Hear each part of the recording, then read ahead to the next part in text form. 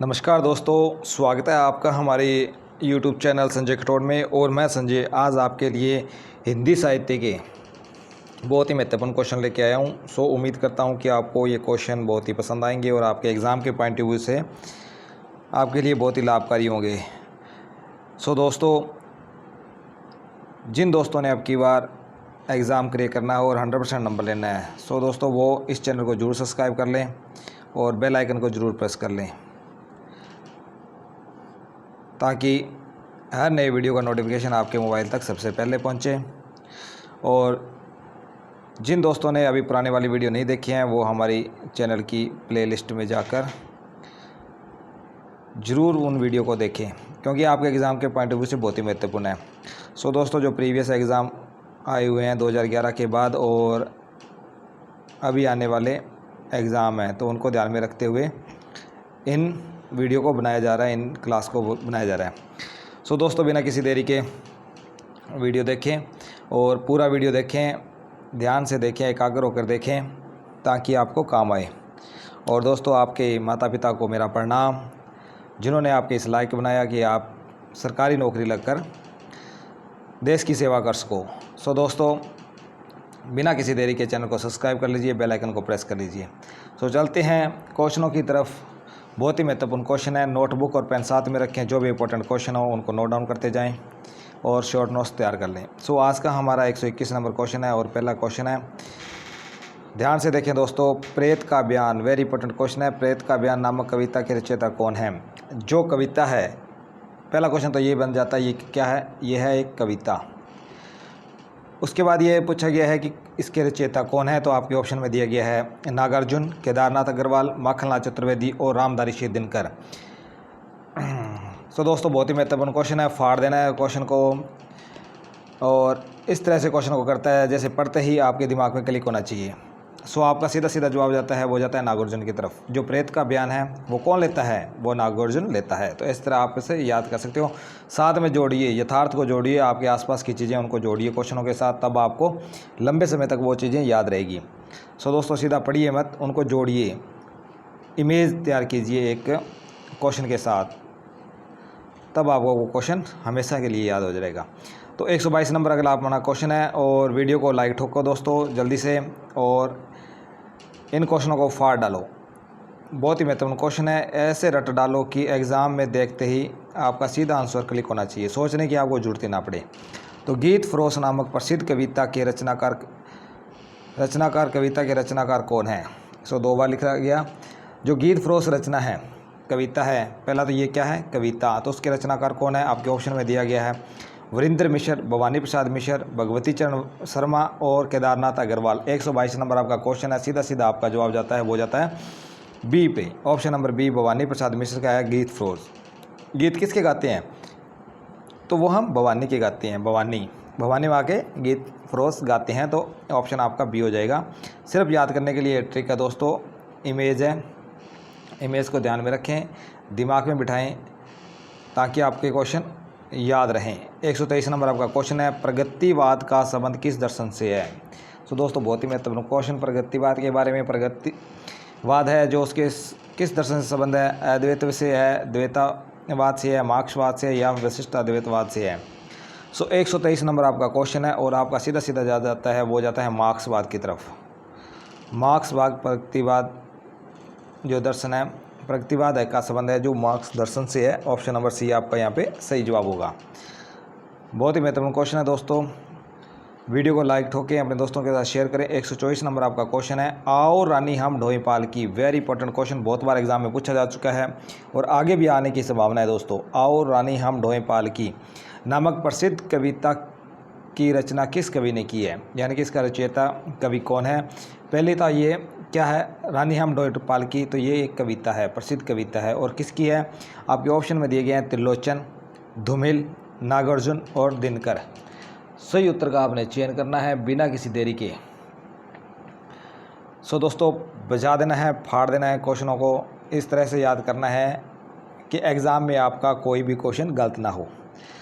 रानी आओ हम ढोएं पाल की तो नामक प्रसिद्ध रचना ये कविता किसकी है? तो 124 नंबर में आपका सीधा जवाब जाता है, वो जाता है नागार्जुन की तरफ। ऑप्शन नंबर सी आपका यहाँ पे सही जवाब होता है।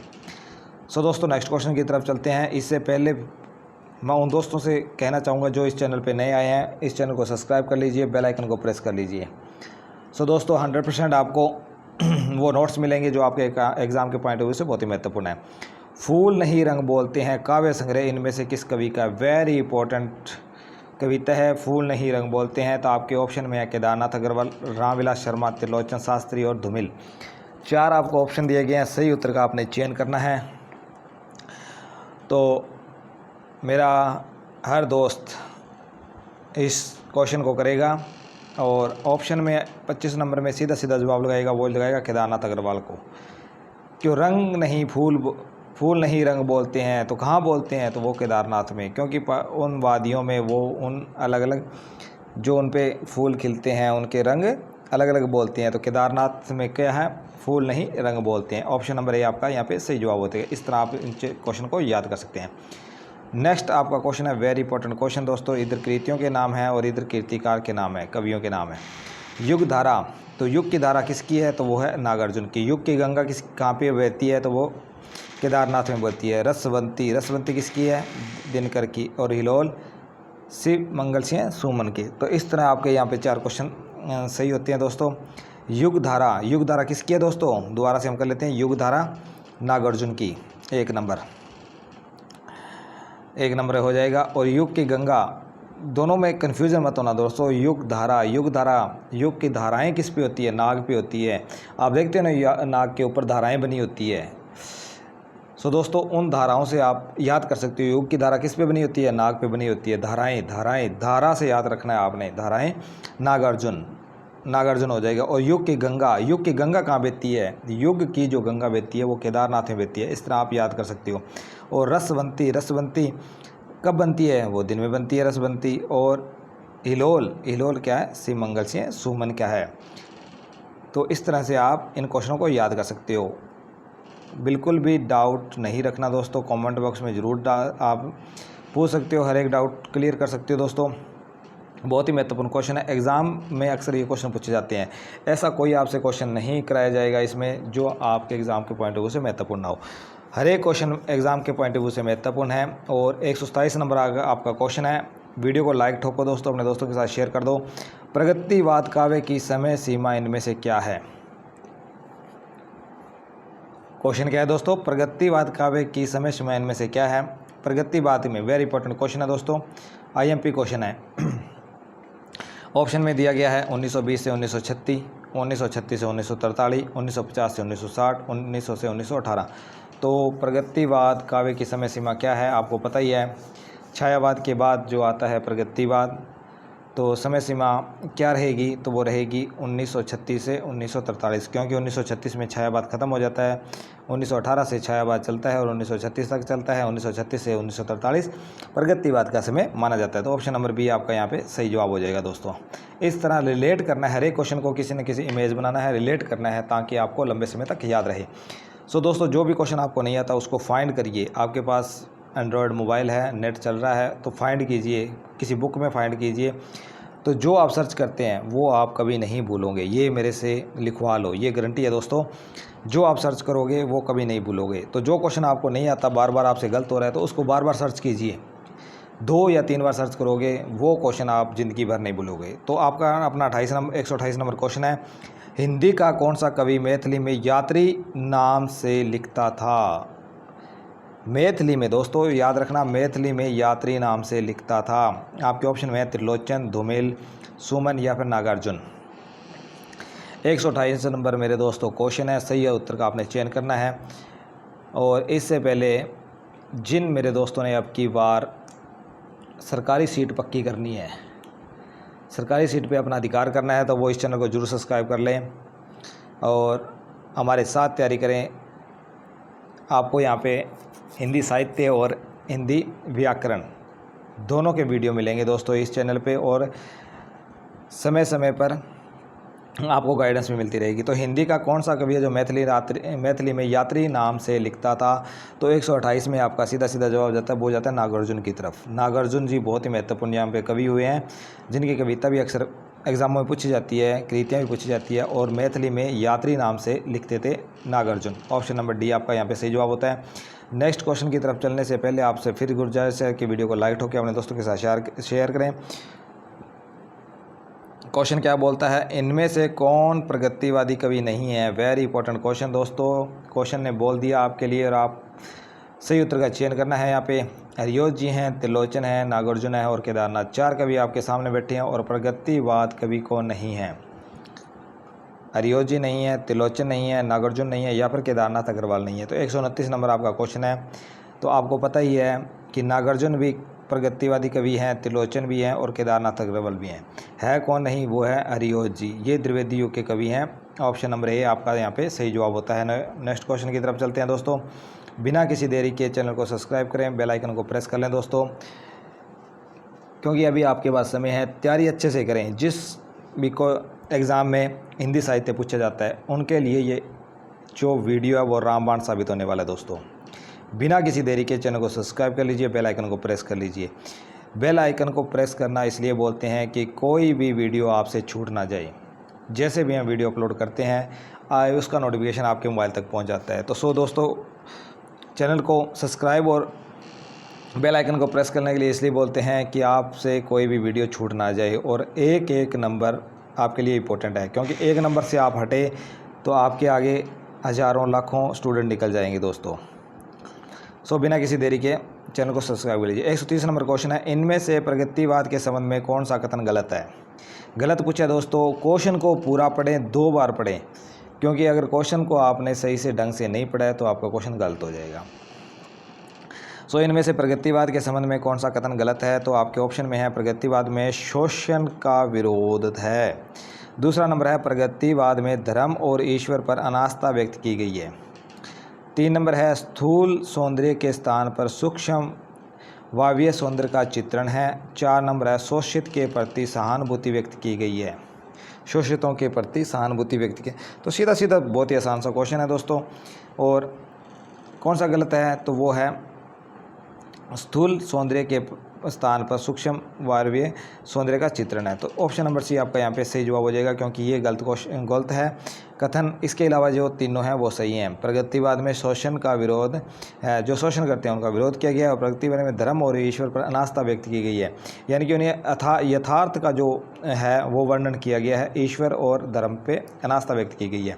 शोषितों जो शोषण के शिकार हुए हैं उनके प्रति सहानुभूति व्यक्त की गई है। तो 3 तो आपके सही हैं। ऑप्शन नंबर सी है वो गलत हो जाएगा दोस्तों।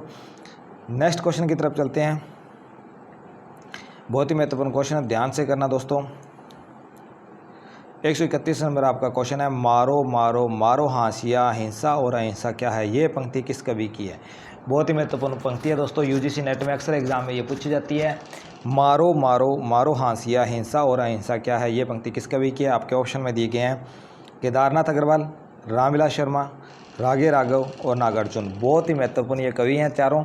और आपको ये क्वेश्चन में चयन करना है कि इनमें से ये जो पंक्ति है वो किस कवि की है। दोस्तों, आपका सीधा सीधा जवाब जाता है वो जाता है केदारनाथ की तरफ। केदारनाथ अग्रवाल हैं, इनकी ये पंक्ति है, मारो मारो मारो हाँसिया, हिंसा और अहिंसा क्या है? ऑप्शन नंबर ए आपका यहाँ पे सही जवाब हो जाएगा। नोट डाउन कर लेना हो दोस्तों, बहुत ही महत्वपूर्ण क्वेश्चन है। 132 नंबर क्वेश्चन आपसे क्या पूछ रहा है, इनमें से मार्क्सवाद पर आस्था रखने वाला कवि कौन नहीं है?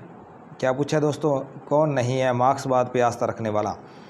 तो आपके ऑप्शन में दिए गए हैं केदारनाथ अग्रवाल, रामविलास शर्मा, शमशेर बहादुर या फिर जयशंकर प्रसाद।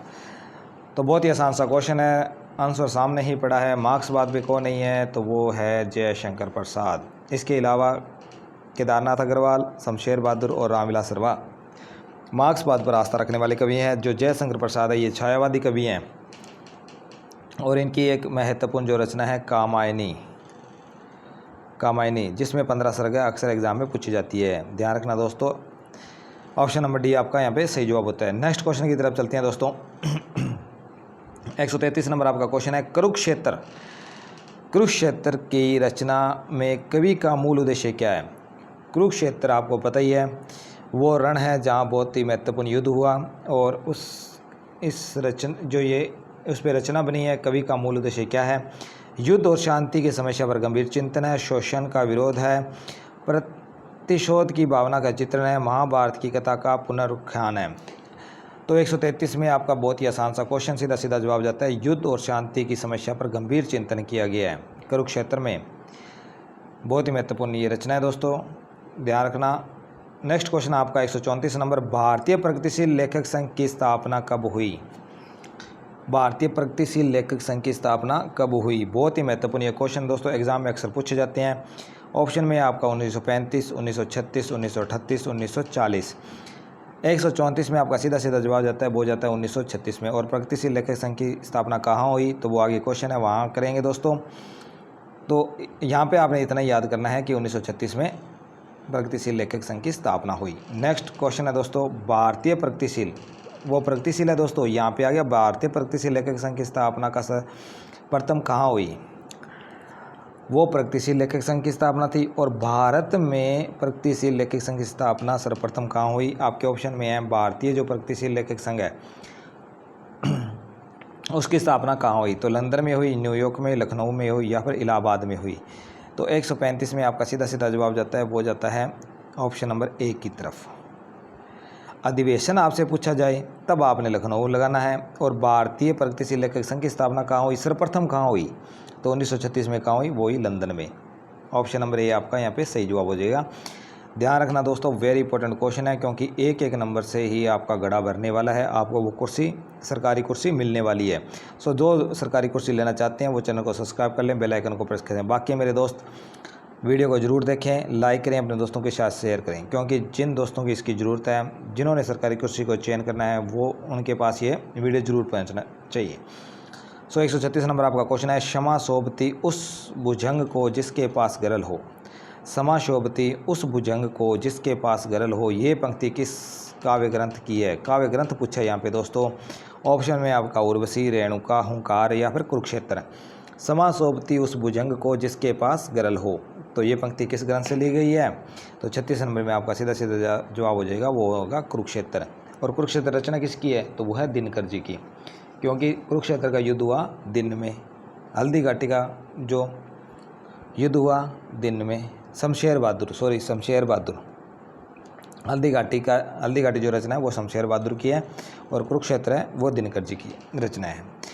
सो दोस्तों ऑप्शन नंबर डी आपका यहाँ पे सही जवाब हो जाएगा। नेक्स्ट क्वेश्चन की तरफ चलते हैं दोस्तों, 137 नंबर, उर्वशी के कामाध्यात्म पर किस विदेशी लेखक का प्रभाव है? उर्वशी के कामाध्यात्म पर किस विदेशी लेखक का प्रभाव है? Bertrand Russell, Wordsworth, D.H. Lawrence या फिर टिकिटस? सो दोस्तों बहुत ही महत्वपूर्ण ये रचना है उर्वशी, और उसके कामाध्यात्म पर किस विदेशी लेखक का प्रभाव है? तो 137 नंबर में आपका जवाब हो जाएगा D.S. लॉरेंस। ये लॉरेंस नाम आजकल न्यूज़ में काफ़ी चल रहा है दोस्तों, ट्रेंडिंग में है। सो दोस्तों याद रखना, D.S. लॉरेंस। नेक्स्ट क्वेश्चन है दोस्तों आपके लिए 138 नंबर, उर्वशी का काव्य रूप क्या है? बहुत ही महत्वपूर्ण रचना है उर्वशी, और ये किसकी है आपने कमेंट बॉक्स में ज़रूर लिखना दोस्तों। बहुत ही आसान सी ये क्वेश्चन है और आपको आना भी चाहिए। सो उर्वशी का काव्य रूप क्या है? महाकाव्य है, खंड काव्य है, गीति नाट्य है या प्रबंध काव्य है? तो 138 नंबर में आपका सीधा जवाब जाता है, वो जाता है गीति नाट्य की तरफ। जो उर्वशी है वो गीति नाट्य काव्य रूप में लिखी गई है। सो दोस्तों ध्यान रखना, वेरी इंपॉर्टेंट क्वेश्चन है। 139 नंबर आपका क्वेश्चन है, इनमें से दिनकर की कृति कौन सी नहीं है? नहीं पूछा है दोस्तों, कौन सी कृति इनमें से नहीं है? सही उत्तर का आपने चयन करना है बिना किसी देरी के। सो जो मेरे दोस्त अब की बार सरकारी कुर्सी लेना चाहते हैं, सरकारी चेयर, सरकारी नौकरी लगना चाहते हैं, तो वो इस चैनल को जरूर सब्सक्राइब कर लें। ऑप्शन में दिया गया है आपको परशुराम की प्रतीक्षा, इनमें से दिनकर की कृति कौन सी नहीं है? तो परशुराम की प्रतीक्षा, विदेही वनवास, रसवंती, हुंकार। तो आपको पता ही है परशुराम की प्रतीक्षा भी इनकी है, रसवंती भी इनकी है और हुंकार भी उनकी है। विदेही वनवास है जो इनकी नहीं है। ऑप्शन नंबर बी आपका यहाँ पे सही जवाब होगा। तो विदेही वनवास किसकी है? तो वो है हरिओध जी की, हरिओध जी की ये रचना है, आपने याद रखना है दोस्तों, वेरी इंपॉर्टेंट रचना। 140 नंबर आपकी जो रचना है, क्वेश्चन है उर्वशी का प्रकाशन कब हुआ। उर्वशी जो रचना है दिनकर जी की, उसका प्रकाशन कब हुआ। ऑप्शन में आपके 1960, 1961, 1962 और 1962 दो बार दिया गया दोस्तों। सही उत्तर का आपने चयन करना 140 नंबर में। बिना किसी देरी के आपने क्वेश्चन का जवाब देना है, तो आपका सीधा जवाब हो जाता है 1961। उर्वशी का जो प्रकाशन वर्ष है वो है 1961। ऑप्शन नंबर बी आपका यहाँ पे सही जवाब होता है। नेक्स्ट क्वेश्चन की तरफ चलते हैं। 141 नंबर है, गा कोकिल वर्षा पावक कण। गा कोकिल वर्षा पावक कण में कोयल किसका प्रतीक है। कवि का प्रतीक है, बसंत के दूत का प्रतीक है, क्रांति का प्रतीक है, या किसी का नहीं। तो 141 नंबर में आपका सीधा सीधा जवाब जाता है। तो आपको पता ही है गा कोकिल वर्षा का पावक कण, तो वो कवि के बारे में यहाँ पे कवि का प्रतीक है। ऑप्शन नंबर ए आपका सही जवाब हो जाएगा दोस्तों। नेक्स्ट क्वेश्चन की तरफ चलते हैं। 142 नंबर वेरी इंपॉर्टेंट क्वेश्चन है दोस्तों, सही उत्तर का चयन करना है। गुरु हथौड़ा हाथ करती बार बार पहाड़, ये पंक्ति किस कवि की है। गुरु हथौड़ा हाथ करती बार बार पहाड़, ये पंक्ति किस कविता की है।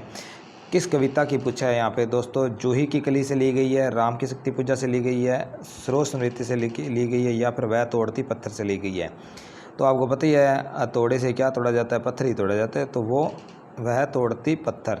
गुरु हथौड़ा हाथ करती बार बार पहाड़, तो वो वह तोड़ती पत्थर से ये ली गई है पंक्ति दोस्तों। नेक्स्ट क्वेश्चन है आपका 143 नंबर, बहुत ही महत्वपूर्ण क्वेश्चन है दोस्तों। प्रयोगवादी काव्य धारा का प्रारंभ किस पुस्तक के प्रकाशन से माना जाता है। वेरी इंपॉर्टेंट क्वेश्चन है दोस्तों, IMP बहुत बार एग्जाम में पूछा जाता है और आने वाले एग्जाम में भी पूरा उम्मीद है इसको पूछने की।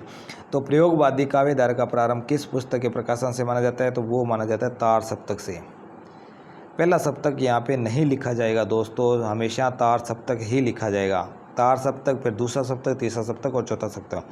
और तार सप्तक का प्रकाशन हुआ दोस्तों, क्योंकि आगे क्वेश्चन आएगा इसलिए मैं यहाँ पे नहीं बता रहा हूँ दोस्तों, आपने कमेंट बॉक्स में ज़रूर लिखना है इस चीज़ को। तो नेक्स्ट क्वेश्चन की तरफ चलते हैं। 144 नंबर आपका क्वेश्चन है, तार सप्तक के संपादक कौन थे।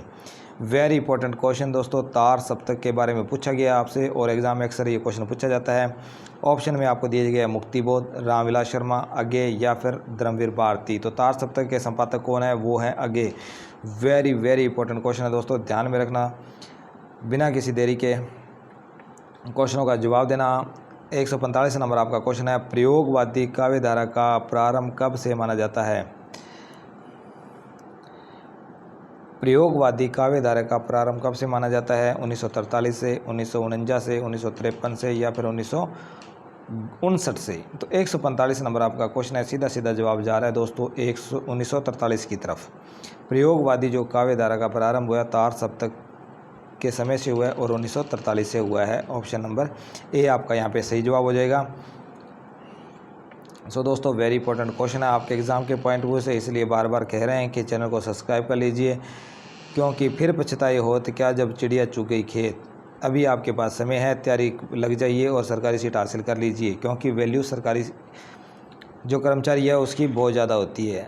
सो इस चीज़ को मानो और चैनल को सब्सक्राइब करो, तैयारी करो अच्छे से। हमारी यही दुआ है कि जल्दी से जल्द आप सरकारी जॉब पे लगे। तो प्रयोग अपने आप में इष्ट नहीं है, वर्ण वह साधन है। तो इष्ट नहीं है, वर्ण वह साधन है, ये कथन किसका है। मुक्तिबोध का है, अगे का है, शमशेर का है, या फिर रामविलास शर्मा का है। जिसने प्रगतिवाद का विरोध किया, आलोचना की, उन्होंने ये लिखा है, प्रयोग अपने आप में इष्ट नहीं है, वर्ण व साधन है। तो ये कथन किसका हो सकता है दोस्तों, आपको पता ही होगा कि जो प्रगति प्रयोगवाद के जो प्रवर्तक थे आगे, उनका ये कथन है। ऑप्शन नंबर बी आपका यहाँ पे सही होता है। नेक्स्ट क्वेश्चन आपका 147 नंबर, किस काव्य धारा का विकास कालांतर में नई कविता के रूप में हुआ। वो कौन सी धारा थी जिसका विकास नई कविता के रूप में हुआ। तो आपका ऑप्शन है प्रगतिवाद, प्रयोगवाद, छायावाद, या फिर अंशचेतनावाद। तो 147 में आपका सीधा सीधा जवाब होता है, वो होता है प्रयोगवाद। प्रयोगवाद वो काव्य धारा थी जिसका कालांतर में विकास नई कविता के रूप में हुआ। नेक्स्ट क्वेश्चन की तरफ चलते हैं दोस्तों। इससे पहले चैनल को सब्सक्राइब कर लो, बेल आइकन को प्रेस कर लो, ताकि आपको वो क्वेश्चन मिले जो आपके एग्ज़ाम के पॉइंट ऑफ व्यू से बहुत ही महत्वपूर्ण है और आपका सिलेक्शन अब की बार 100% हो। तो 148 नंबर क्वेश्चन आपका, तार सप्तक का प्रकाशन कब हुआ। वेरी इंपॉर्टेंट क्वेश्चन, बहुत बार एग्जाम में पूछा गया है। तार सप्तक का प्रकाशन कब हुआ? 1953, 1945, 1948 या फिर 1943 में। तो 148 का आपका सीधा सीधा जवाब कहाँ जाता है? तो वो जाता है डी की तरफ। 1943 में तार सप्तक का प्रकाशन हुआ। नेक्स्ट क्वेश्चन है आपका 149 नंबर क्वेश्चन है, इनमें से कौन सा कवि तार सप्तक का कवि नहीं है? वेरी इंपॉर्टेंट क्वेश्चन दोस्तों, वेरी वेरी इंपॉर्टेंट। तार सप्तक का कवि कौन सा नहीं है? आपके ऑप्शन है भारत भूषण अग्रवाल, केदारनाथ अग्रवाल, नेमिचंद्र जैन या फिर रामविलास शर्मा। सो दोस्तों आपने सही उत्तर का चयन करना है भी, इनमें से कौन सा तार सप्तक का कवि नहीं है?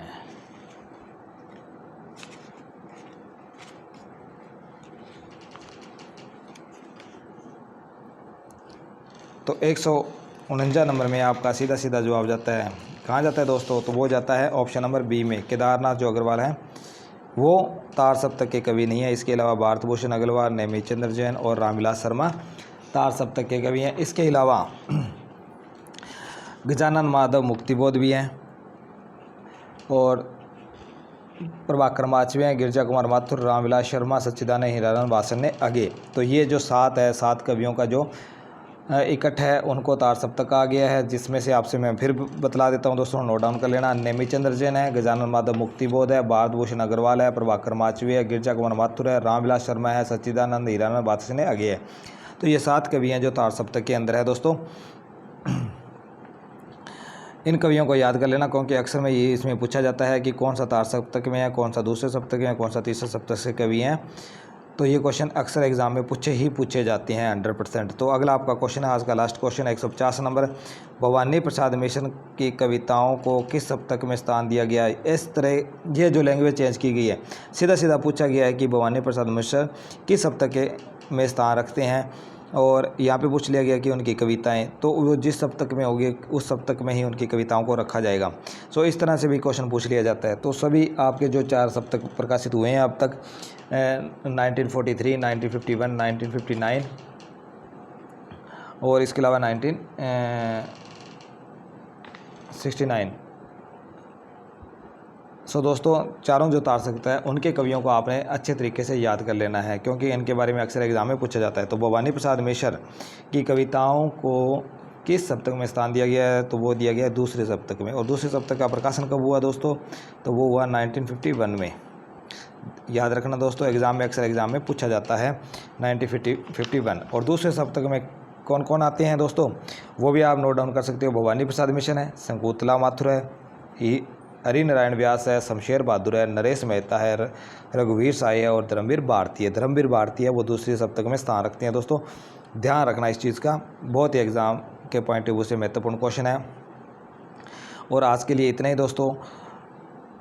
फिर से आपसे मैं एक बात बोल रहा हूँ कि चैनल को सब्सक्राइब कर लीजिए, बेल आइकन को प्रेस कर लीजिए, ताकि आपके एग्ज़ाम के पॉइंट ऑफ व्यू से जो भी महत्वपूर्ण क्वेश्चन है IMP वो आपको इन चैनलों पे मिलेंगे। और आपकी सिलेक्शन है, जो आपकी सिलेक्शन है वो 100% होगी। आपके माता पिता के चरणों में मेरा प्रणाम, और यही कामना है जो आपके माता पिता की है कि आपको जल्दी से जल्दी एक सरकारी जॉब मिले और आपका भविष्य उज्जवल हो जाए।